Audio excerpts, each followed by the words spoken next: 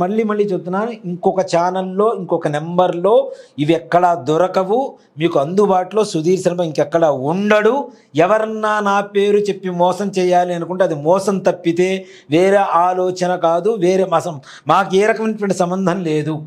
అది గోకర్ణ యాత్ర కావచ్చు, రాజశ్యామల అమ్మవారి లాకెట్టు కావచ్చు, వారాహి అమ్మవారి లాకెట్టు కావచ్చు, తాయెత్తు కావచ్చు, నాతో అపాయింట్మెంట్స్ కావచ్చు, నాతో కార్స్ కావచ్చు, మరే ఇతర పరమైనటువంటి వ్యవహారాలు ఏవైనా సరే సుధీర్ శర్మతో మాట్లాడాలి, సుధీర్ శర్మతో కాంటాక్ట్ అవ్వాలి, సుధీర్ శర్మ దగ్గర నుంచి వస్తువులు ఏమైనా తీసుకోవాలి, దేవతలకు సంబంధించినటువంటి వస్తువులు అంటే ఒక్కటే నెంబర్ 8143666818. ఈ నెంబర్కి తప్పించి మిగిలిన నెంబర్కి మీరు అపాయింట్మెంట్ తీసుకున్నా నేను మాట్లాడాను, డబ్బులు వేసినా నాకు సంబంధం లేదు. ఏదైనా వాళ్ళు వస్తువులు పంపించినా నాకు దగ్గర నుంచి వచ్చినటువంటి వస్తువులు అయితే కావు, నేను తయారు చేసినటువంటి వస్తువులు అంతకంటే కావు. దయచేసి గమనించండి. ఈ యొక్క విషయాన్ని మాత్రం నెప్తికి పెట్టుకోండి. వేరే నెంబర్స్కి ఫోన్లు చేసి మోసపోకండి. మోసపోయిన తర్వాత మళ్ళీ నా పేరు బయట బదనాం చేస్తే నేను చేయగలిగింది కూడా ఏమీ లేదు. నిర్మోహమాటంగా చెప్తున్నాను, నిస్సంకోచంగా చెప్తున్నాను. ఈ మాటను గమనించండి. చాలామంది నా పేరు చెప్పుకుంటూ ఉన్నారు. ఇప్పుడు చెట్టు పేరు చెప్పుకుని కాయలు అమ్ముకునే రకాలు చాలామంది ఉంటారు. దయచేసి ఎవ్వరి మాట నమ్మకండి. ఈ నెంబర్కు మాత్రమే ఫోన్ చేయండి. ఈ నెంబర్ ద్వారా మాత్రమే నేను ఇచ్చేటువంటి వస్తువులు ఏవైతే ఉంటాయో అవి మీకు అందుబాటులోకి వస్తాయి. దయచేసి గమనించండి. పదే ఫోన్లు చేయకండి.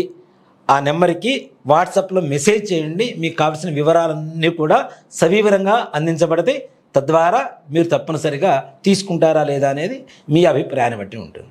నమస్తే, వెల్కమ్ టు అవర్ ఛానల్. నేను రమ. ఈరోజు మనతో ఉన్నారు ప్రముఖ ఆధ్యాత్మికవేత్త, జ్యోతిష్య మరియు వాస్తు పండితులు బ్రహ్మశ్రీ డాక్టర్ గుండెపోయిన శివసుధీర్ శర్మ గురువు గారు ఉన్నారు. మాట్లాడదాం. నమస్కారం గురుగారు. జై శ్రీరామ్, శ్రీమాత్రే నమః, శ్రీ గురుభ్యో నమః. జై జై వారాహి, జై జై వారాహి. వారాహి నవరాత్రులు చక్కగా అంగరంగ వైభవంగా జరిపించారు టెంపుల్లో, మన టెంపుల్లో. నిజంగా అమ్మవారిని చూడడానికి 2 కళ్ళు సరిపో, అంత అందంగా ఉన్నారు గురుగారు. అమ్మవారి అనుగ్రహం తొందరగా అందరికీ కలగాలి.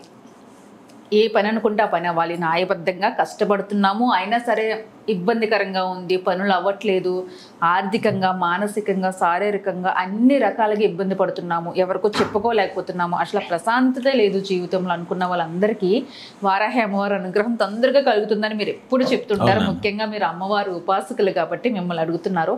అమ్మవారి అనుగ్రహం చక్కగా అందరి మీద కలగాలంటే ఏం చేయమంటారు? ముఖ్యంగా నాన్న, వారాహి అమ్మవారు ఇటీవల కాలంలో బాగా ప్రాచీనం పొందినటువంటి అమ్మవారిని చాలామంది భయంకరంగా ఉంటుంది, ఉగ్రదేవత, మనం పూజ చేయకూడదు, అవి ఇవన్నీ చాలా ప్రేరేపణలు వీడియోలు వచ్చినాయి. పిచ్చి పిచ్చిగా మాట్లాడుతున్నారు. ఒక్కడే చెప్తా, అమ్మ అని పిలిస్తే అమ్మలానే మనతో ఉంటుంది. అంతే. ఉగ్రదేవతగా చూస్తే ఉగ్రదేవతలానే ఉంటుంది. యద్భావం తద్భవతి. మన మనస్సులో ఏదైతే రూపంతో అమ్మను చూడాలనుకుంటామో ఆ రూపంలోనే చూపిస్తుంది. అసలు అలా అనాలని ఎలా అనిపిస్తుంది గురుగారు? అదే కదా, అమ్మవారిని పట్టుకొని. ఇప్పుడు మన ఇంట్లో మన తల్లి ఒకసారి కోపంగా ఉంటుంది, ఒకసారి ప్రేమగా ఉంటుంది, ఒకసారి లాలిస్తుంది, ఒకసారి జాలిస్తుంది, ఒకసారి పాలిస్తుంది, లేదంటే 2 పీకైనా కూర్చోబెడుతుంది మన మీద ప్రేమతో. ప్రేమ కాబట్టి నా బిడ్డ సవ్యంగా ఉండాలి, ఆకలి తీరాలి, అనుకున్న పనులు అవ్వాలి అని. అలాంటి మన అమ్మలను కన్నా అమ్మ ఇంకెంత జాగ్రత్తగా చూసుకుంటుంది వారాహి అమ్మవారి కోసమే కదా. మరి వారాహి అమ్మవారి అనుగ్రహం నాన్న శీఘ్రంగా కలుగుతుంది, చాలా శీఘ్రంగా కలుగుతుంది. ముఖ్యంగా రైతులు కావచ్చు, గృహయోగాలు కావాలి అనుకునేటువంటి వాళ్ళు కావచ్చు, భూములు అమ్ముకోవాలి లేదా కొనుక్కోవాలి.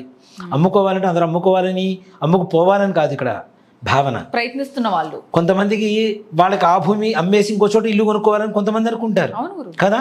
ఇది తక్కువ రేట్లు ఉంటుంది, ఇంకా అసలు డబ్బులు కలుపుకొని పెద్ద ఇల్లు కొనుక్కుందాం అనుకుంటారు. అలాంటి వాళ్ళకి ఉన్నారు, రియల్ ఎస్టేట్ చేసే వాళ్ళందరూ మరి అదే బిజినెస్ కదా. సో కాబట్టి ఇలాంటి వాళ్ళకి కోర్టు వ్యవహారాలు, ముఖ్యంగా ఏదైనా భూగృహ వివాదాలు కావచ్చు, కుటుంబ వివాదాలు కావచ్చు, న్యాయపరంగా ఉండేటువంటి ఏ వివాదమైనా, ఇప్పుడు పెద్దల దగ్గర నుంచి ఆస్తులు రావట్లేదు, కోర్టులో పడ్డాయి, అన్నదమ్ముల మధ్య ఏదైనా గొడవ ఉంది, భూమి గృహాల రీత్యా, అక్క చెల్లెళ్ళ మధ్య, అన్నా చెల్లెళ్ళ మధ్య, ఇట్లానే ఏదో ఒక వివాదం ఉండేటువంటి వాళ్ళు కావచ్చు. ఇల్లు కొనుక్కోవాలి, మేము పొలం కొనుక్కోవాలి, మాకు శత్రుబాధలు ఉండకూడదు, తొలగిపోవాలి. నేను శత్రుబాధలు గురుగారు ఎంత మంది ఇబ్బంది పడుతున్నారు నిజంగా. కాల్స్ అన్నీ అవే, మా వాళ్ళే మాకు ఏదో చేశారు, రానివ్వట్లేదు. అలాగే క్షుద్ర ప్రయోగ బాధలు పోవడానికి, నరఘోష పోవడానికి మనం తెలియకుండా కొన్ని దాటుతూ ఉంటాం. ఈ దాటుడు సంబంధాలు మనకి కలిగితే విపరీతమైనటువంటి ఇవి కలుగుతుంటాయి. కాబట్టి అలాంటివి కలగకుండా ఉండడానికి ఇవన్నీ కూడా వారాహి అమ్మవారి పరిపూర్ణమైన అనుగ్రహం ఉంటే చాలా తప్పనిసరిగా జరుగుతాయి. ఇట్లాంటి దోషాల నివారణ కలిగితే ఐశ్వర్యాభివృద్ధి కలుగుతుంది. పాడి పంట ఐశ్వర్యం మహాలక్ష్మి అనుగ్రహం తప్పనిసరిగా మన ఇంట్లో కలుగుతాయి. ఏమాత్రం కూడా సంశయం లేదు. నిజంగా చెప్పాలి అంటే వారాహి అమ్మవారు అనుగ్రహం ఎంత విశేషంగా ఉంటుంది అంటే ఆమె అంటే వరాహమూర్తి భూమిని ఎంత పైకెత్తి ఎత్తాడో వారాహి అమ్మవారిని కొలిచిన వాళ్ళు అంత ఎత్తులో అంత స్థాయిలో ఉంటారని చెప్పడంలో ఏమాత్రం కూడా సంశయం. అమ్మవారిని నమ్ముకొని అందరూ ఎదిగిన వాళ్ళే, అంతే కదా నాన్న, లైఫ్లో పైకి వచ్చిన వాళ్ళే. అమ్మని అమ్మగా చూడండి, మీకు కమ్మగా కడుపు నిండా భోజనం పెడుతుంది, కంటి నిండా కావాల్సినటువంటి నిద్రనిస్తుంది, మనస్సు నిండా కావాల్సినటువంటి శాంతినిస్తుంది, ఇంటి నిండా నింపుకోవడానికి కావాల్సినంత ఐశ్వర్యాన్ని ఇస్తుంది అని చెప్పడంలో ఏమాత్రం కూడా సంశయం లేదు. రాజయోగమే, రాజయోగమే. శత్రుబాధలు, రుణబాధలు, ఇంట్లో ఉండేటువంటి నరఘోషలు అన్నీ కూడా, శత్రువులపై విజయం మీకు సింపుల్గా అందరికీ తెలిసిందే, మరలా చెప్పాల్సిన అవసరం లేదు. 2024వ సంవత్సరంలో ఒక వాహనానికి అమ్మవారి పేరు పెట్టుకొని అమ్మవారి దీక్ష తీసుకున్నంత మాత్రానే అమ్మవారి అనుగ్రహంతో ఇవాళ రోజున ఒక రాష్ట్రానికి డిప్యూటీ సీఎం అయినటువంటి వ్యక్తి పవన్ కళ్యాణ్ గారు ఉన్నారు. అవునా? అలాగే ఎంత విజయం చేకూర్చారు నిజంగా. ఎవరైనా కల్లో ఊహించారా? అవును, అస్సలు ఊహించనంత విజయాన్ని అవును అమ్మవారి ఇచ్చిందని చెప్తాం. వారాహి అదే కదా రాజయోగం, అదే యోగం కొనసాగుతూనే ఉంది. ఇప్పుడే కాదు, ఇంకా భవిష్యత్తులో కూడా అమ్మవారి పరిపూర్ణమైన అనుగ్రహం. భక్తి అంటే ఎలా ఉంటుందో చెప్తానా అన్న. అంటే ఒక నాయకుడు అవ్వచ్చు పవన్ కళ్యాణ్ గారు, కానీ పోయినసారి గెలిచాం కదా ఇంకా అమ్మవారితో నాకు పని లేదనుకుండా మరలా ఈసారి వారాహి నవరాత్రిలో కూడా ఆయన వారాహి నవరాత్రి దీక్ష తీసుకొని చేశారు. ఆయనతో పాటు ఇంకొంతమంది కూడా దీక్షలు తీసుకొని చేశారు. అలా అమ్మవారి అనుగ్రహం కలగాలి, చాలా కూడా అలాంటి అనుగ్రహం కలగాలి అంటే ఏం చేయాలి? అందరికీ మేము పూజలు చేసుకోలేం, జపాలు చేసుకోలేం, తపస్సు చేయలేము, హోమం చేయలేం. అమ్మవారిని ఉపాసించాలంటే మాకు భయం ఉంటుంది, జాగ్రత్తగా ఉండాలి, అన్ని పట్టింపులు ఉండాలి. ఇవన్నీ చేయాలంటే కష్టం అవుతుంది.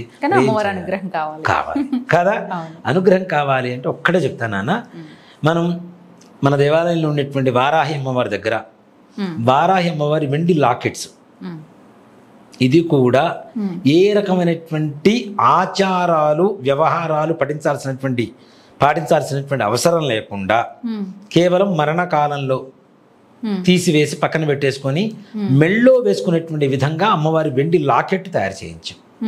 అది కూడా వెంటనే నేను ఇవ్వను.